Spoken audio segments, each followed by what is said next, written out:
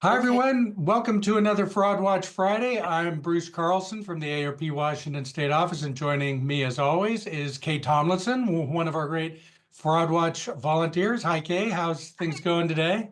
going very well. Thanks, Bruce. Yeah, this is a beautiful sunny day here in Western Washington. So hope you all are enjoying some good weather as well, wherever you might be joining us from. Yeah, I'm joining you from the Snoqualmie area, and Kay is out in Lake Tapps, and this is our monthly Fraud Watch Friday. I'm going to admit a few more people because we got people coming into the waiting room. Thank you all for joining us. Good to see people from all around the state of Washington and even across the country joining us.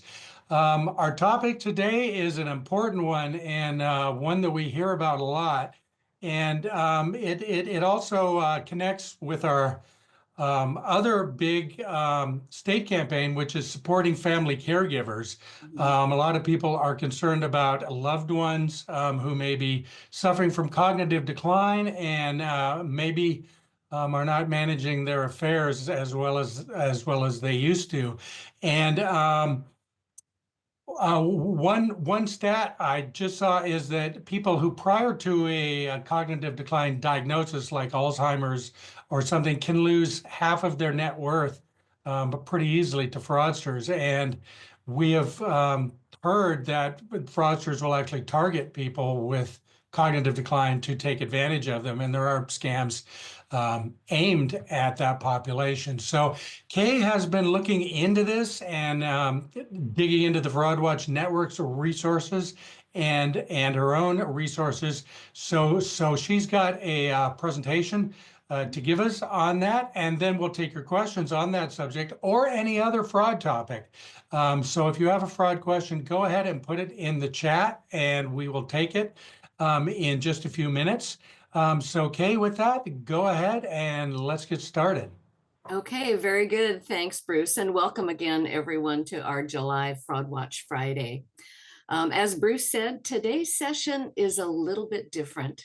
Instead of talking about current fraud specifically or steps that you can take to protect yourselves, I really want to share information on recognizing some signs that a loved one is being targeted in a scam, but who is also experiencing memory loss or a mild cognitive decline. And I'm not going to talk specifically about brain health or the signs of memory loss today. That's for medical experts. And we're very fortunate here in Washington to have many of those global experts practicing and teaching right here in our state. In 2015, a study was published in the Journal of Alzheimer's Disease, and it explored the correlation between specific cognitive functions and susceptibility to scams. It was co authored by Dr. Duke Hahn, who is a PhD neuropsychologist professor from USC. I and another AARP Fraud Watch volunteer had the honor of participating in a panel discussion with Dr. Hahn last month at a state conference. And Dr. Hahn explains in this study that if an older adult is cognitively slower, they might have difficulty keeping track of what's happening in a high time pressure situation. And we know that the pressure to act quickly is a key scammer tactic.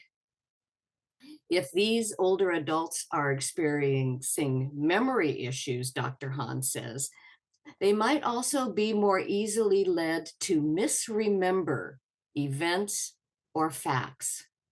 These cognitive difficulties can make it much more difficult for an older adult to discern between what's a scam and what's a legitimate situation. So the question is, how can we help our loved one who might be experiencing these mental difficulties? How can we protect them? We know that fraudsters and bad actors target older adults regardless of their mental capacity. Imposter fraud, it's still number one here in Washington state. And older adults, even without memory loss, tend to fall for that frozen screen tech support scam more than young people, according to the Federal Trade Commission. And romance scams, we know as well that they remain prevalent among older adults. And this is, of course, just to name a few. So let's talk about some things to look for. What should you be aware of if you think your loved one who is suffering from memory loss or confusion is being scammed? And there are several things you can watch for. Pay attention to their behaviors and communications, even more than you normally would.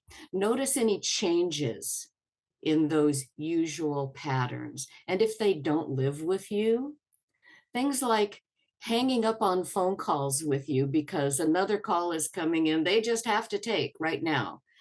And it's happening over and over, even multiple times a day. Look for signs of unusual financial activity or secrecy around new friends or online activity. And look for new or especially unusual purchases. Is something unexpected being delivered to the front door or to their facility if they're not living in a family home situation?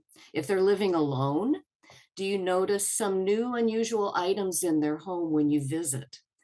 Show interest in these items. Ask some gentle questions so your loved one will hopefully open up about what's going on. It might be fine, but it doesn't hurt to ask, even several times. Is there now a sudden inability to pay bills? Possibly because they're sending money to a scammer. Are you getting past due calls from their facility if they don't live at home?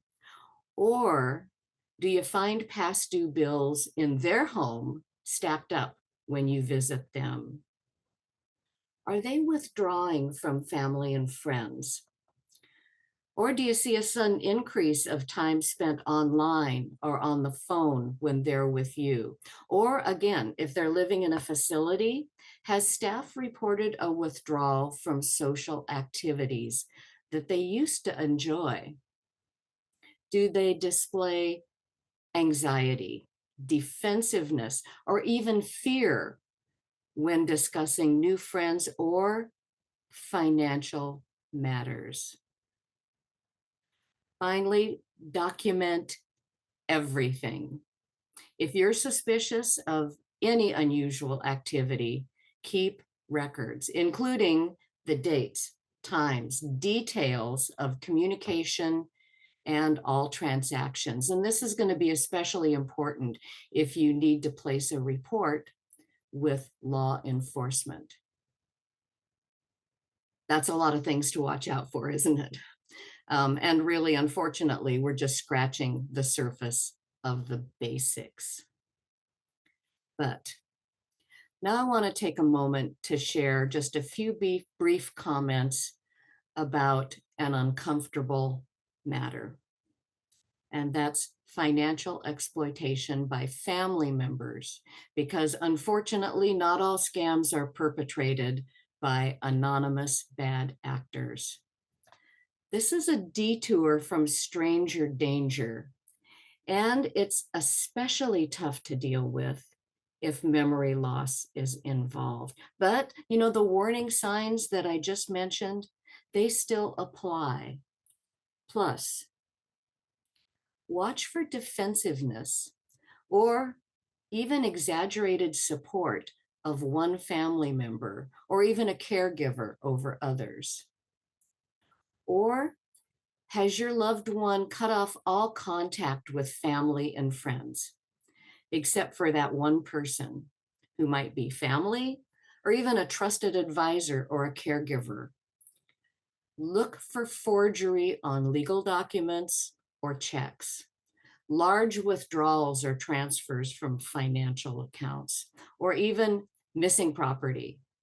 Again, not all financial fraud and exploitation is originated by third parties.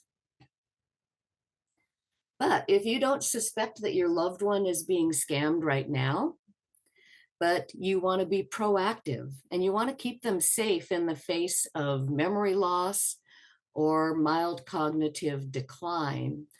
The question is, what can you do to be proactive and protect them? And maybe even more importantly, where do you even start that conversation? And this is something that we address in our AARP Prepare to Care presentations. How do you even start? Because, yeah, I know it can be uncomfortable. According to Darius Kingsley, who's the head of consumer banking protection at Chase, if you're concerned about your loved one being taken advantage of, or you want to take steps to protect if there's no fraud, it's crucial, he says, to start to talk about money, start to talk about scams as soon as you can. He says you just have to jump in and start no matter how uncomfortable it might be. And I know it's easier said than done because we don't want to be intrusive, but we want to protect. And this might sound obvious, but a lot of older adults, and yes, it's a generational thing, they don't want to talk about money. I just don't want to talk about it. So you've got to explain the threat of scams and tell your loved one you just want to help keep them safe. You're not trying to be intrusive. You're not trying to be condescending. And you're not trying to take over. You're trying to help. And if you meet resistance, it might be helpful to have a trusted friend or a non-clergyman member join you to start this conversation and at least break the ice. And with memory loss, you might need to continue this conversation on an ongoing basis. Keep in mind that some older adults who are accustomed to independence, they might resist their adult child becoming involved in their financial affairs. Again, the key may be to approach the topic saying you want to help, not control, not take over. Again, this is going to give you a starting point. So once you get past that starting point, what else can you do to protect? How can you be proactive, whether all is well or if you suspect a scam? First of all, secure all personal documents in the home or away from their living facility if they don't live at home. Sensitive information like tax returns, passports, bank statements should be kept out of sight, whether physically in a safe place that's not easily accessible or online only. Set up those activity alerts on your loved one's financial accounts, those emails or text notices that contact you anytime there's a transaction on an account. And hey, we should all have this set up for ourselves. And that way you're going to be notified of withdrawals or other activity. Set up online access to their financial accounts so you can log in and check the activity regularly, even if they still want to get paper statements themselves. And if you're not comfortable doing this online, ask if you can get copies of their statements from the bank to help them monitor your accounts and see what, if anything, unusual is happening. Set up online access as well to financial savings, investment accounts, so you can monitor activity. Ask to be listed as your loved one's trusted contact at their financial firm. This is something that is asked many times when accounts are set up. So you might already be there and just might not be aware. You won't be able to access the money, but it allows the financial institution itself to alert you if they notice suspicious activity, and help them freeze their credit report, regardless of their mental state. This is going to prevent anyone from opening a credit account in their name. And it can be quickly unfrozen to get a loan approved, for example, as long as that key password is given to the reporting agency. And this part, that might be for you to manage depending on your loved one.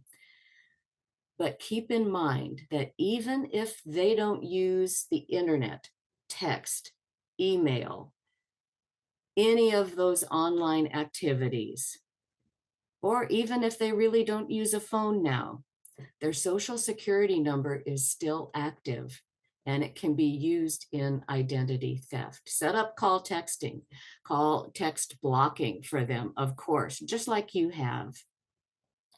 And finally, if your loved one is living in a facility rather than alone or with family, I really encourage you to talk with staff and with management. Ask questions. Talk with management. Share your concerns about your loved one. Tell them exactly what you want management and staff to specifically do to support your efforts.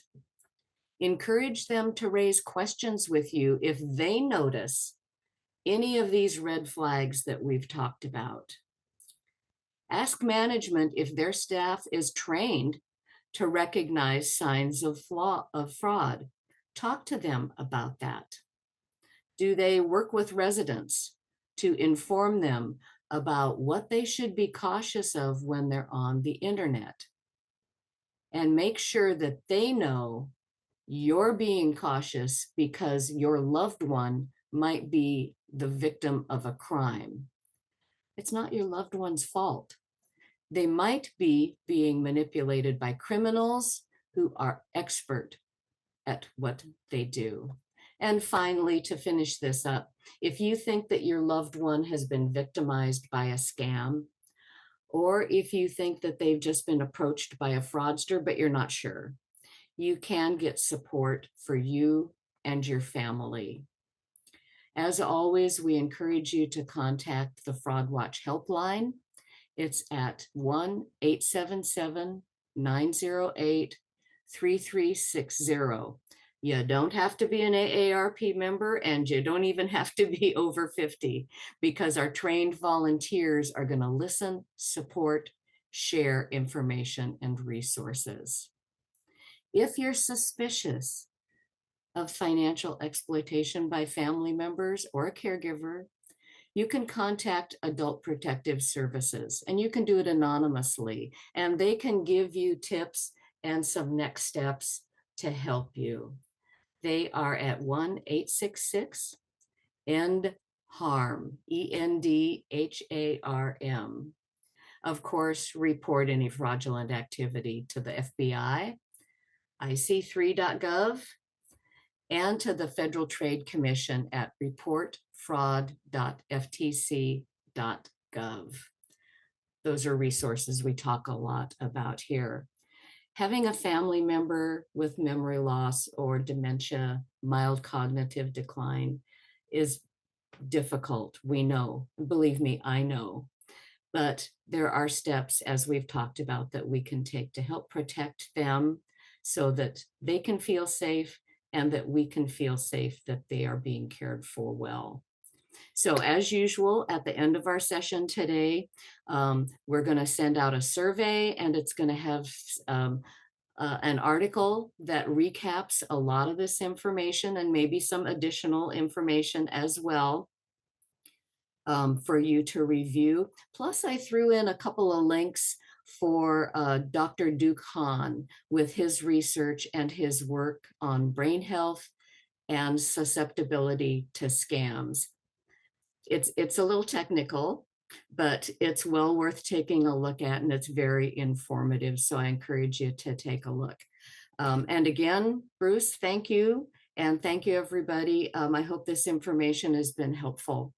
And so I want to share, let's see, that 877 number, because I see a note already in our questions and answers. You know, I don't think I mentioned in 877, there's Adult Protective Services 866-363-4276 for Adult Protective Services. So Okay. Bruce, Yeah, well, I think we'll for put that in today. chat. You know, actually the AARP helpline is an 877 number. That's 877-908 3360. Oh, So oh, got it. I was looking at the wrong number. yeah. Let's see. So thanks again for putting all that in information together.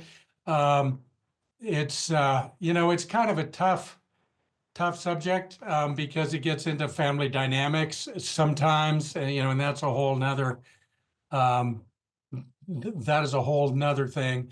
But it kind of combines money and family and just a whole lot of sensitive issues. So, but it's important to talk about because of the amount of money that can be lost, and it can really change people's living situation.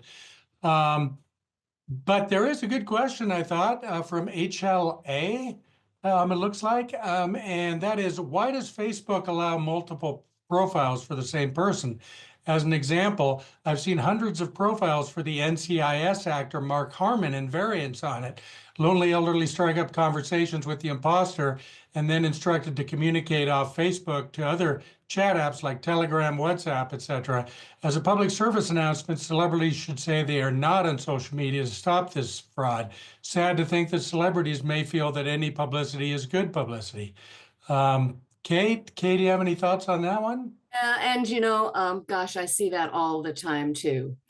Somebody, it's really a fan site, or as you said, it's set up by different people over and over and over, purporting to either be the celebrity or associated with the celebrity. And that's why I have a couple of musicians that I like to follow on Facebook, but boy, they have a lot of different websites. So I always look for that blue check mark that is supposedly shows the validation of this is the real website that celebrity is using. And you're right to be cautious because celebrity fraud, in fact, last week on my fraud feed, another warning came through of um, victims being who was the celebrity? One particular celebrity was really getting his name out there, and it wasn't him at all. He had to go online and say, "It's not me."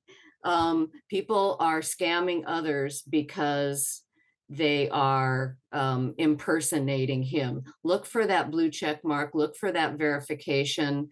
The thing is, it's fun to read all of those different sites and all of those postings on Facebook that are supposedly from the person. That doesn't mean you have to take action and do anything. You don't have to like it. You don't have to, post comments. And if you suspect that it's not real, that it's a scam, report that to Facebook. Click on those three little dots and report it as a potential fraud. So Facebook can look into it. Jean Matheson is with us today. And Jean, I see you've got your hand up. And Jean is the Fraud Watch volunteer that joined me at the state conference last month, talking with Dr. Duke Hahn. And she's the lead of our Speakers Bureau and our Fraud Watch network here in Washington State. Jean, tell us what you got. Oh, thank you so much. I wanted to share this. This is based on a real story where a daughter was concerned about a parent who was having some cognitive decline. And so the daughter put herself, she got in touch with her mom's bank, put herself in as the account where they should go if ever there was an overdraft, that sort of thing. And I really want to caution people about using their own bank account as the overdraft protection, because the scam occurred and within 24 hours, both of the accounts were totally wiped out. So I would just advise people, yes, do inform the bank that you are the backup, but please don't put your own financial security at risk. It was eventually straightened out, but it took a couple of months. Wow. Yeah. Well, really good point, Jean. Thank you. Absolutely. That is just Wow. frightening. Well, that's a great tip, Gene, because I'm sure that person thought they were being smart. Um, And you know, I can say on our ARP Washington Facebook page, we get imposters, and the big one we get is Kevin Costner, because we've posted a couple of articles from ARP the magazine about Kevin Costner, and there are multiple people pretending to be Kevin Costner, pretending to be Kevin Costner's manager, pretending to be sometimes even warn against talking with fake Kevin Costners, and they're the real Kevin Costner's manager. So it's very pervasive. DM has a question, and actually we did not get the survey out last month, so apologies for that. Talking about privacy, I heard Google embedded Gemini in Gmail without the option to opt out. What should we do to protect our privacy in email? Mm. Kate, do you know anything about that? That might be Yeah, pretty new. you know, I've just read so many stories. I would say over the last month to 6 weeks about Gmail and issues and scams and privacy and AI. It goes on and on. And after a while, I'm not sure what's real and what's not, to be quite honest. But I do pay attention to that because my husband uses Gmail. I do not. Um, and, you know, it's interesting through all of this. I keep watching his email and I haven't seen anything change when all of the stories from Google is about how everything is changing. So I think that might be a caveat of everything that you read, take with a grain of salt, so to speak. But you know, there is a way to help protect your privacy, and that is by going to an email server, opening an email account that is encrypted. And it is, I'm trying to think of the word that I'm trying to come up with. There are 2 or 3 out there. You can look it up on PC Mag or Wired Mag online and just do a search on encrypted email. And it really encrypts who you're sending to, what's coming to you. It blocks a lot more stuff. I can't tell you if it is free versions or you have to pay, but Wired or PC Mag can tell you that. I know a couple of our former Fraud Watch volunteers that were here in Washington State, excuse me, that have since moved away. One gentleman has 2 of those email accounts that he specifically uses exclusively. So again, that is something to keep in mind and something to look at if you're concerned about that. You know, it's amazing. I was talking with Bruce before we started our session today. I just went to the paid version of Zoom to use personally. And I can tell you, AI is all over it. You can't go to a screen without it telling you how AI is embedded in just about everything. And there was no option to opt out. It is what it is, and you either get that version or you don't. So you're right to think and look at privacy and how AI is being involved. Yeah, that sort of AI integration, let's say, is going to be more and more common. And it's going to be an ever-changing landscape to try and navigate it. So yeah, but that's a good question, DM. Thank you for that one. I don't see other questions in the chat. You know, it could be that this topic is one that people don't want to bring up questions on, and that's totally understandable. Does anyone have any questions about other types of fraud? Does not have to do with caregiving or cognitive decline or anything along that line. This is your session. So if you have anything that you want to bring up and ask a question about, please feel free to put it in the chat as of now. Right. And Lynn, thank you for those FINRA links, and also Department of Financial Institutions here in Washington is a great resource for people too. So I'll give people people another minute to put any questions that you have. And you know, Bruce, there are a couple things that I can share that are current scams here in Washington State that the state is and local law enforcement is advising of to really keep track. One of them I'll share because I was just kind of surprised that it was on this list, so to speak. You know, it's kind of the Department of Motor Vehicles scam. Yeah, we keep talking about that. IRS impersonation scam. Yep, still a thing. But fake gold sales. Scammers are selling fake gold on Washington State freeway and ramps, Mhm. and even stepping into traffic to flag down drivers. So, so the Washington State Patrol is really advising people to watch out for people jumping in front of you on freeway on-ramps to try to sell you gold. And they're even trying to sell you gold bars. I know a few months ago, this was a thing with jewelry, gold jewelry, you know, or if you had gold jewelry on, if you exchange your gold jewelry, I'll give you even more gold jewelry that I have, so you come out ahead. Well, of course it's fake. So just something to keep in mind. Watch out for people jumping out in front of your car when you're getting on and off of the freeway. I shouldn't laugh, it's serious. People have lost money buying this fake gold, but I guess it's just something as I would have never thought of. Bruce? No, I think of all the places to buy gold, which is, has a lot of scammers in it. I think buying it for someone off the freeway is maybe a little extreme. But we've got another question from HHLA. It says, my mother-in-law, 83, is biologically normal memory for her age and is involved in a celebrity romance scam that is still in its early stages.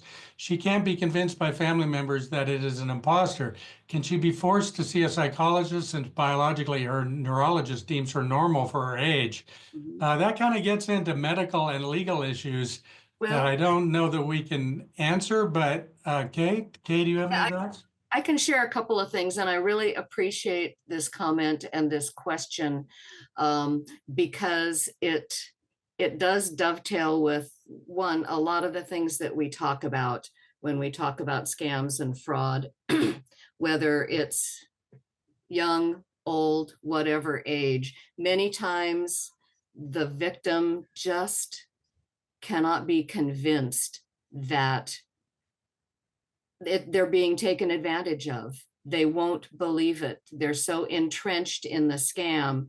And we always tell folks that, many times, as I mentioned in our first part of the session, that, a family friend, a trusted advisor, a member of the police force. I talked to one police officer that deals with fraud in the Spokane area, and he has gone and talked to several family members from several different families where the victim, unfortunately, just will not believe they're being scammed.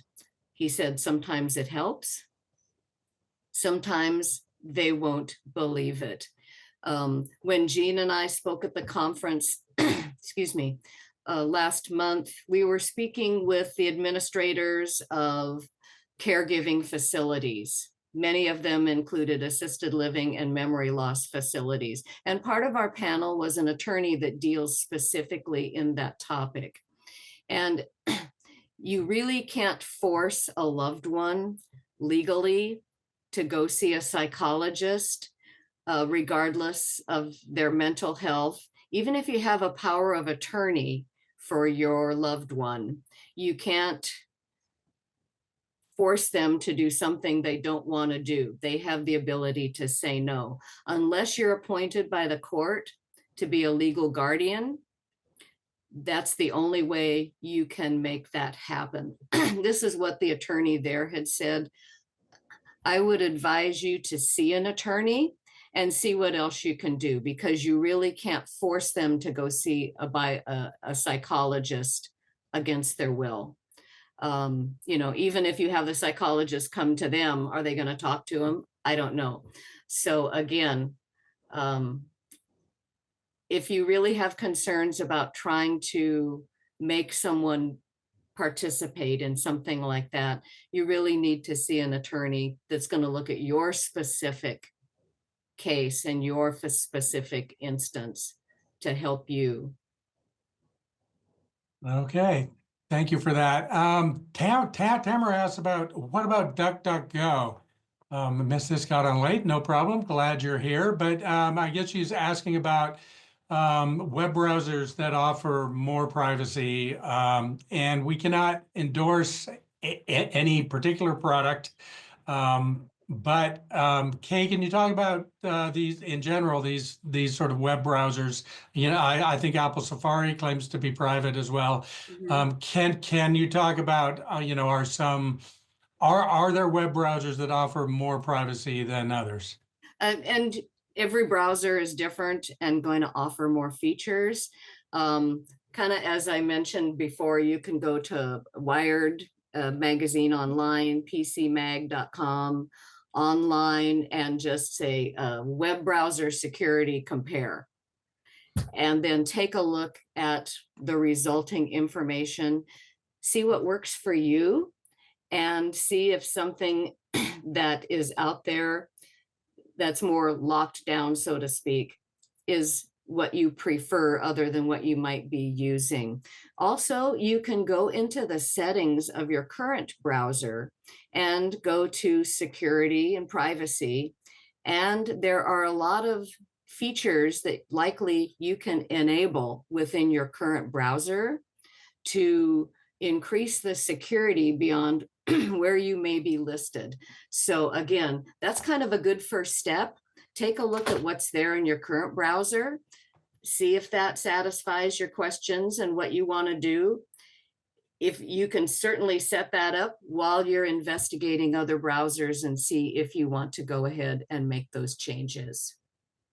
Yeah, that is good advice, because you can go into the settings, and that gets maybe a little complicated sometimes, but you can opt in or opt out of certain things. So yeah, absolutely.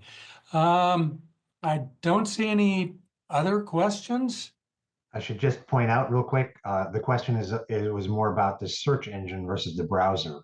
Oh, okay. True, that's a good everything point. Kay said, but true about the browser, but search engines are also different. And just the same way, you want to be looking at, there are definitely some search engines. The one mentioned there is definitely one, Start Page. There are several that are based in Europe, where in Europe has much stricter laws about data privacy. And so using a European search engine will improve your security somewhat. And then there are some that are, you know, they're run by places that focus on making money by selling you ads, and they are more likely to be using your information for things. And Andy, thank you so much for this. Is there, if I wanted to say that using a search engine based in Europe sounds like a good idea to me because I like the better security, how would I even find them? I don't know that your two favorite ones, Wired or PC Magazine, would tell them, but there are several known. I mean, basically, you can do a search for private search engines, Okay. and they will show up pretty quick. So I'm not trying to mention any specifically. I mean, DuckDuckGo is well known in the US. I personally use one called Start Page. It's European, but there are several, and I don't particularly know that one is better than another. You know, one of the interesting things is there's a whole several articles looking at how well are you tracked, and the easy thing to do is to go and search for headlight cleaning kit on one search engine, and then go to your social media and see how long it takes for headlight cleaning kits to be shown to you. It's pretty remarkable. And that's a bunch of different technologies going on, but that's how one way to tell, are you actually searching fairly privately or not? Right. Well, I'd say I'm probably not that private, because I get ads right away. And I just want to mention that Andy is one of our Fraud Watch Network volunteers up on Whidbey Island, and he's also going to be joining us as a host expert on our August Fraud Watch Friday. Kay is going to be on vacation, so Andy's going to be showing us some things about links and the dangers of clicking on them and how to spot fake ones. Is there anything you'd like to add, Andy, or does that give people a taste? I think that's pretty good taste. I think it's sort of every security expert I know has fallen for a fake email and clicked on a bad link. Yeah, yeah. So it doesn't mean you're uninformed or dumb, Right. because we And all can so fall for it. it's really about what's going to happen when you do that. Yeah. Okay. And I also wanted to point out that Gene and DM also mentioned some resources and good advice for the elder care issue. Tamara, so what is the star name? I'm not. I'm not remember. Well, you had mentioned Kevin oh, Costner. That was oh, I mentioned start page. oh, start page. Yeah. Okay, that's the one that Andy I uses. see. That is not endorsed by ARP, and I've never heard of it before. But And take it's just that one of many. information. Take that information for what it is. So let's see, start page. Okay. All right. Well, once again, I don't see any further questions. So I'm going to invite you to register now for the next Fraud Watch Friday coming up on August 15th. As I mentioned, Andy is going to be joining us with some security tips, and I think it'll be pretty interesting and pretty high level, but also very accessible. So I think you'll learn a lot. So if you'd like to register now and save yourself the trouble of having to remember, just go to that link right now. And I had the ARP helpline is up in the chat there, but the number is 877-908-3360.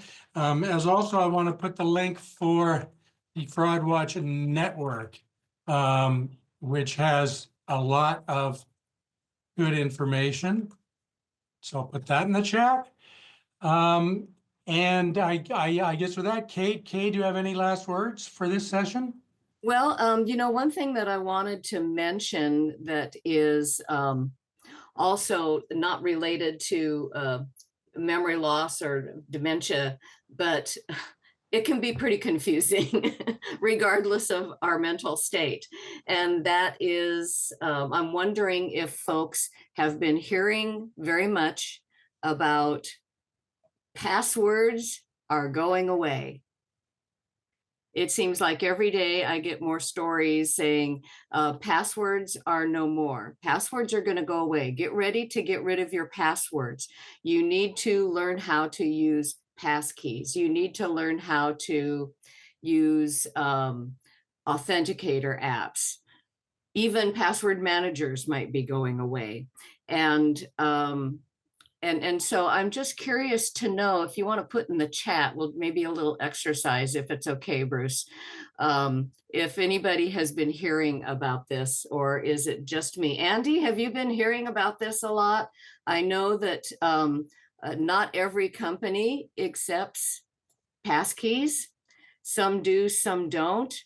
I use both passkey and authenticator app and passwords. Talk about getting confusing. But at the same time, have you been hearing about this, Andy? Hearing about it, yes. Using it, yeah, sure. There's some folks are thinking that one of the advantages of pass keys is that larger corporations can lock some of the smaller corporations out because, your pass key is stored on this computer and not on those, so you got to stick with this computer. And yeah, maybe. I don't see passkeys being able to remove passwords entirely because you go to a new computer, you go to a new device, it's not there. So I think there are FIDO2 is a standard that is being used for how passkeys are managed. There's beginning to be an extension on FIDO2 to allow passkeys to move from one of your computers to another of your computers. I don't think many people support that yet. So maybe. Personally, I'm very happy with authenticator apps. So, and I notice when I don't have the pass key, it then asks for my password. Well, okay, this did Right. what? Exactly. It's got a ways to go. I think 502 knows that too. And if you want to know more about it, 502 is the place to go look. Yeah. Hey, may I jump in? This is Daryl. Hi there, Daryl. Hi. I am actually doing a series of presentations. By the way, I'm your newest volunteer for this. I am doing a series of presentations with my neighbors on cybersecurity for seniors. And in fact, the one we're doing this coming Tuesday is called All Things Password. And part of that, what that briefly touches on is passkeys versus passwords. The bottom line, pretty much what Andy was saying and what you had alluded to, Kay, passkeys are great, except that they aren't really ready for prime time yet. And other techniques of validation, such as authenticator apps or FIDO keys, are much safer right now, and they can be used more universally. So eventually, I do believe passwords will go away and be replaced by something like passkeys, but it's not really ripe yet. Okay. Can I ask Shelley's question? And it's for any of you. What is the difference between a password and a pass key? Yeah. Andy, you want to talk about that? Sure. So a password is simply a character string that you have to remember somehow. So 1 2 3 4 5 6 is the classic password. Don't use it. And it's something you need to remember. You write it down, you put it in your desk, you use a password manager, have a fabulous memory. You don't need any of those things, or whatever you use. A pass key is a digital, call it a file. In essence, it's a crypto managed file that links your particular device to your account on the place where you're going. So you don't have to manage it. You don't have to remember it. The idea is you shouldn't have to do anything. You say, I want to go to acme.com, and the pass key on your file says, oh yeah, that's you, and just puts you right in there. So it's great in theory. And I'm with Daryl on that one. Looking forward to it working properly. Right. And I could add a little more if you want. The big advantage of passkeys, if they're available, is they do not send information they don't send your password across to the provider like passwords do. So they absolutely cannot be intercepted. They use two-factor public key, private key, which gets a little technical. And typically they're set up so that instead of actually typing in a password, something, you use a biometric such as facial recognition to trigger them, so you don't even have to enter it. So you never have to memorize the password. It cannot be intercepted. And if there's a breach on the server side that divulges people's passwords, it's immune to that. But again, the problem with passkeys is they're not really universally available. They're not implemented consistently, etc. yet. Okay, well, I think there's going to be more to come on this one because the technology is changing. I think password managers kind of relate to this, and that the password manager can generate passwords. So, but that is something that we have covered before, and I admit I'm getting into the weeds here too in terms of understanding this. So, is there any final thing that we can say about this or any other topic? No, unless we have other questions in our chat. Bruce? All right. I don't see anything. So with that, I'll just say thank you. Thank you again for joining us. Kay and I appreciate it. And thank you to our volunteers, Andy and Daryl, and Dan as well. And we will see you next month on August 15th, same time, same place. You will get an email with that information.